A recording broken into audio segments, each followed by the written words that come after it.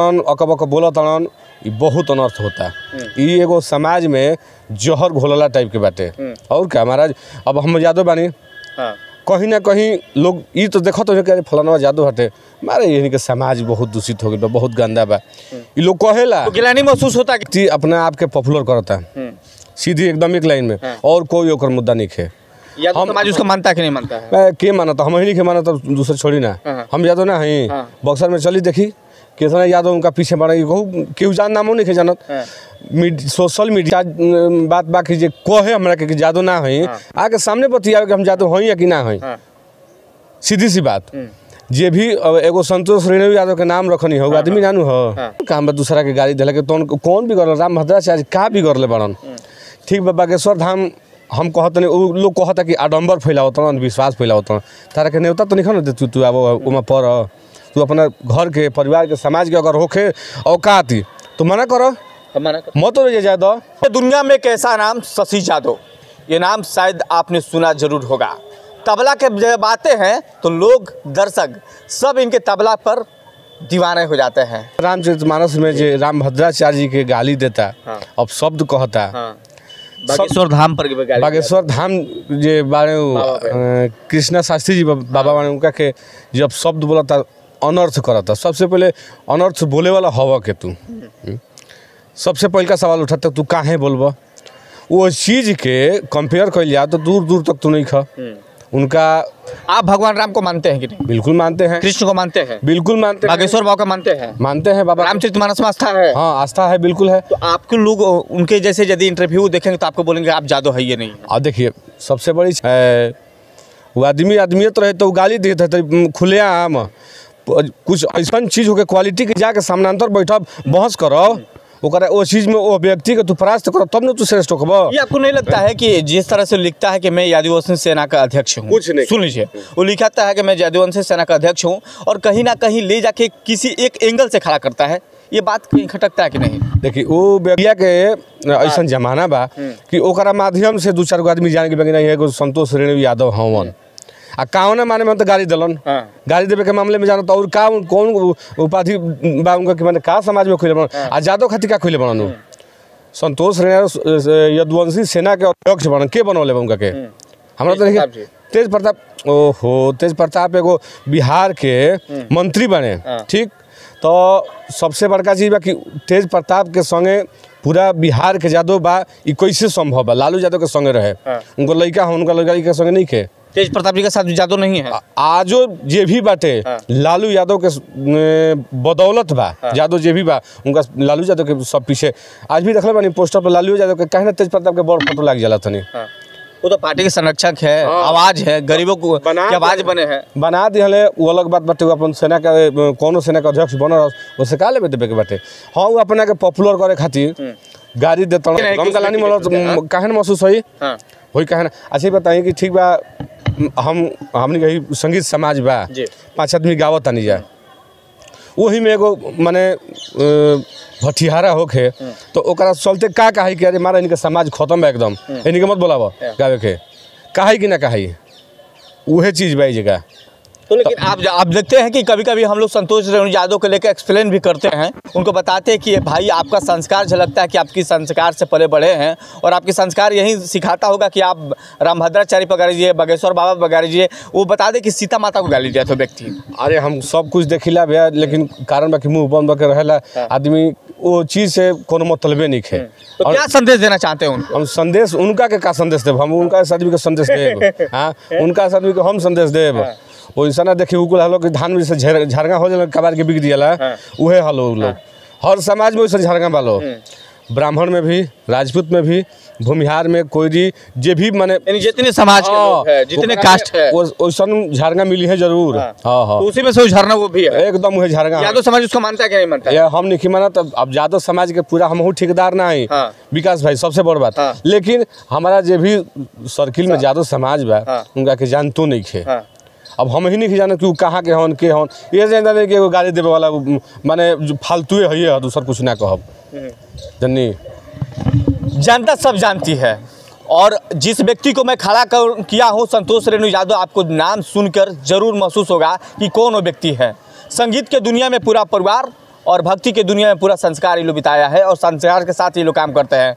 आज बक्सर जिला हो या भोजपुरी इंडस्ट्री हो, किसी से नाम पूछिएगा तो आपका नाम लोग नहीं जानते हैं, लेकिन इस व्यक्ति का नाम जरूर जानते हैं। मैंने पूछा कि आप भगवान राम को मानते हैं या नहीं मानते हैं? बिल्कुल मानते हैं। हनुमान को मानते हैं? नहीं मानते हैं, हम लोग मानते हैं, एकदम मानते हैं। हम पूजा हनुमान जी के भक्त हैं। हाँ। हनुमान जी को दिल से मानते हैं। और हमारे घर में इतना बता रहे कि जब से पिताजी इस लाइन में आए और समाज में घूमे, वो जब से भरत शर्मा जी के साथ जुड़े तब से अभी तक सुंदरकांड का पाठ शनिचर और मंगलवार को होता है हमारे घर में। तो बिहार के शिक्षा मंत्री कहते हैं रामचंद्र मानसे पे सवाल खड़ा कर दिया। चलिए हम लोग अपन अपन आज़ादी भारत में, ये तो स्वतंत्र देश का एक तरीका अलग अलग जो भी हो के। अच्छा ये बताई, हम ही बानी रुआ संगे जी, पाँच गो गाड़िए दे देव तो रुआ का करब? खूब करब तब बहस करब, दूसरा से गाली गलौज और कुछ कर नहीं सकत नू। तो वही तरीका अपन अपन आज़ादी बा बोले के बोलत लो। लेकिन जौन असलियत बा, जौन पीढ़ी दर पीढ़ी चला होता ओकरा कैसे ना करल जा सकता है? हाँ, रामचरितमानस कैसे झूठा हो सकता है? सवाल ये खड़ा होता काहे जे जन्म दिले बा। सबसे पहले सवाल खड़ा होता कि जे जन्म दिले बा शिक्षा मंत्री हो जाए क्यों होके हम ही होकी? हमारे पीढ़ी पिछले मान ले बा तो मानत नहीं। हाँ, बात सीधी सी बात है। कैसे जैसे मान ली खेती कराता हो तो पीढ़ी तो हमहू करता नहीं, देखले बानी। आए अब लोग कहे कि अमेरिका हम गए लिखी देखले नहीं खे तो अमेरिका नहीं खे बने। ये सीधी सी बात बाटे ना, नहीं खे अमेरिका। तू जाओ करा के देखो, परखो करा के, ढुको करा में। अब लोग बोले वाला अपन आज़ादी अपन मुँह बाटे, पैसा लागे के नहीं खे, मुँह खोलल भग दे कुछ बोल दिहला, फ्री के नेट बा। हाँ बोल दिला। आ सोशल मीडिया तो बोले बाटे। तो ये बात बा। और तो समझने और बुझने की बात है कि मात्र वो व्यक्ति किसी को गाली दे के अपने और नेम और फेम बनाना चाहता है, लेकिन जिस समाज से आता है उस समाज के लोग उसको इग्नोर कर दिए हैं। जिस तरह से कौन सा डायलॉग मारे, फितिंगी, कौन सा है? कौन फितिंगी बोले? ये हर समाज में एक फितिंगी होता है, झरना। हर खेत में जैसे धान लागल बढ़िया धान, ओकरा में कुछ झरगा देख ले। आज से आपका नाम क्या हो गया? ना वो जैसे झरगा होला कल के मोय धानवा से बड़ होला। तो ओकरा का कोई कबार के बिक दिया जाला, बिक फालतू है उहे हलो। वैसे हर समाज में बालो।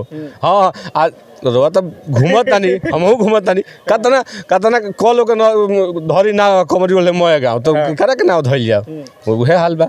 तो आपका मात्र यहाँ पर रीजन है, आपका नाम आज से दूसरा हुआ, संतोष रेणु हट गया, अब झरना में आ गए हैं, झरगा में आ गए हैं आप, जो धान के अंदर होता है और हर खेतों में मिलता है और हर समाज में ऐसे झरना जो है होते रहते हैं। इसलिए ये संदेश देना जरूरी था कि आप जिसके ऊपर सवाल खड़ा कर रहे थे, मर्यादा पुरुषोत्तम श्री रामचंद्र जी का आपके जीवन के बारे में बताते हैं कि आपका आदर्श और आपका चरित्र क्या होता है, उन पर सवाल करने से पहले एक बार जरूर सोच लीजिएगा। मान कि परिवार के चलावे खातिर एगो मुखिया के जरूरत होला, देश के चलावे खातिर एगो प्रधानमंत्री के जरूरत होला। बोला ना, कोनो समाज में एगो घर होला, वैसे ही सृष्टि के चलावे वाला केहू ना केहू बा, तभी सृष्टि चलतिया। तो माने के पड़ी, नहीं कोई ना कोई है जो इस चीज को देख रहा है, चला रहा है। हाँ, अपने आप में अनुभव होके के चाहिए। तब हमने के पूरा सृष्टि को समाज में, समाज के मुखिया बा ये चला रहा बा। सुन लिया ना, तो आइंदा ऐसा गलती करने का कभी कोशिश मत कीजिएगा। ना करे थी गलती करे वाला कर दे, वो रोकला में नहीं नहीं है। तो बा ये भारत देश में लोकतंत्र के एकदम यहाँ आजादी बा कि जरा जतने जैसे मान तनी कही जा, अब वही पर्दा हेजा लगा दी कहब के झाँके के नहीं खे। अब देखी भीड़ लगी झाँके वालन के, जान जाए। हाँ, खाली पर्दा लगा दे, लिख दी कि झाँके के नहीं खे ने। अब देखी कितना लोग झाँकता, लिखा है देवालों पर कि यहाँ पेशाब करना माना है और बना के लोग करे वही पेशाब करो, उहे हाल बा। कतनो माना करब, इस समाज की खूबसूरती चले दी चलता। वो अपन ही एक दिन थाक के बैठ जी हैं। हाँ, अपना जगह पर जौन उनकर असली रहे उहे करी हैं। ये फालतू कैला से जिंदगी थोड़े कटी के हुए। और क्या, हम बहुत लोग के देखनी, हम 30-32 वर्ष की उम्र भइल विकास भाई, आ ढेर लोग के देखनी। आ कहाँ बालो आजू हो, अब मैंने नहीं कह सकता। वही जगह पर बालो घूम फिर के आके। तो समाज को गुमराह करने की कोशिश मत कीजिए, बस इशारा है कि आप जो कर रहे हैं उसको करते रहिए, कोई पूछने वाला नहीं। समाज में ऐसा चीज को के जाओ, अरे भैया नहीं खे तो मुँहे बन कर अपन जिंदगी काटो। कौन सीधी सी बात कहता नहीं, हमार ओकरा में आस्था बा हम जाता नहीं। जेकर आस्था बा ओकरा में जाता, आ काहे ना जाई, जेकर जहाँ आस्था पर जाई कि ना जाई। विकास भाई सीधी सवाल क्यों सनातन पे क्यों? सही बात बा, सनातन पे एकरा में ये बा कि सनातन में अब का कहना ना कह न तो ढेर लोग के बुरा लग जाई, छोड़ी अगर अब विशेष बात। फिर मान लें हम जानना चाहते हैं कि सनातन पर सवाल क्यों, हर बार कोई ना कोई मुद्दा होता है, सनातन पर उठ के चला आता है। एक निपुर शर्मा थी जिन्होंने कुरान को लेकर कुछ शब्द बोली थी, उसके बाद से पूरा विश्व में हड़कंप मचा था। लेकिन सनातन के ऊपर बार बार, रामचरित मानस के ऊपर बार बार सनातन को कमजोर करने की बार बार होता है, तो कोई मुंह नहीं खुलता है। देखिए सनातन जे भी सनातनी बा, जे भी आस्था से जुड़ल बा, हमने के रामचरित मानस हो के, रामायण हो, महाभारत हो के, भागवत गीता हो के, जे भी ये चीज़ के माने वाला बा, जे सनातनी बा, वो बहुत बड़ा हृदय वाला होला। हाँ, बहुत बड़ा हृदय वाला, माफ़ करे पहले जानेला, ज़्यादा गलती कर दिले बा लइका है, फलाना गलती कर दिले बा, कोनो बात ना, माफ़ करे जानेला, मारे काटे ना जानेला। हमनी के जो भी ग्रंथ बारी सन, हमनी के बढ़िया चीज़ सिखावेला, ना कि समाज में द्वेष फैलावे के बात सिखावल बा, ओमा कहल गइल बा। तो एक चीज़ के अब एक ही शब्द कह दे कि माफ़ करे जानेला, आगे कुछ ना कहब। ये बहुत बड़ा हृदय वाला सनातनी संत हमने के भारत में इस संत के देश कहाइल बाटे। ये बड़े बड़े संत भइले, बड़े बड़े राजा भइले, जे कि वो चीज़ के मानल, वो चीज़ के आगे बढ़ल, तब तो हमने के गावतन जा, लेके चलते जा। सही बात काहे राक्षस पहले ना रहल सन, उहे राक्षस आवाजो बना सन, वो रूप में नहीं खस, बड़े बड़े दांत नहीं खे, बड़े बड़े बार नहीं खे, बड़े बड़े आँख नहीं खे, लेकिन राक्षस बाण राक्षसे हलो समाज के। हाँ, इस समाज के राक्षसे हलो, आ उहो राक्षस रहल सन। हाँ, कि जौन ओहरी मरैला सन लास्ट में, तो इहो अति कर दिहल सन, तो खातिर भगवान आ सकतन और का। तो ई राक्षस हवन समाज के, हमने के भारत देश के ई राक्षस हवन, राक्षसीन है सन। अब भाई भोजपुरी में कौन कौन कुल गावत तड़ी सन, लाज शर्म होके के चाहिए भाई। तू देखी कहल गइल बा कि खाना पे खाना जाना तीनों पर्दा के चीज़ है, तो ये तीनों अगर रोड पे आ जाए तो विनाश बाटे। अब आवे स्टार्ट हो गइल बा, आ गइल बाटे। अब लड़की बताई हतना फुहर फुहर गाना गावत तड़ी सन, काहे खातिर भाई? घर हूँ वाला कतना बड़ हिम्मत वाला बा कि छोड़ दिल बा छूटा, जाना था ना, बताई जाना था। अब वह तो आ बाद में जब कपारे पड़ता तो हो करे गलती, लोकरे गलती, काहे गलती, तहार गलती ना लगे भेजले बड़ो। सीधी सी बात बाटे, अपन लोग ये चीज़ के अगर चाही तो रोक सकता है। हाँ हाँ, हर तरह से। चलिए बहुत बहुत धन्यवाद शशि जी, आपने समय दिया, धन्यवाद।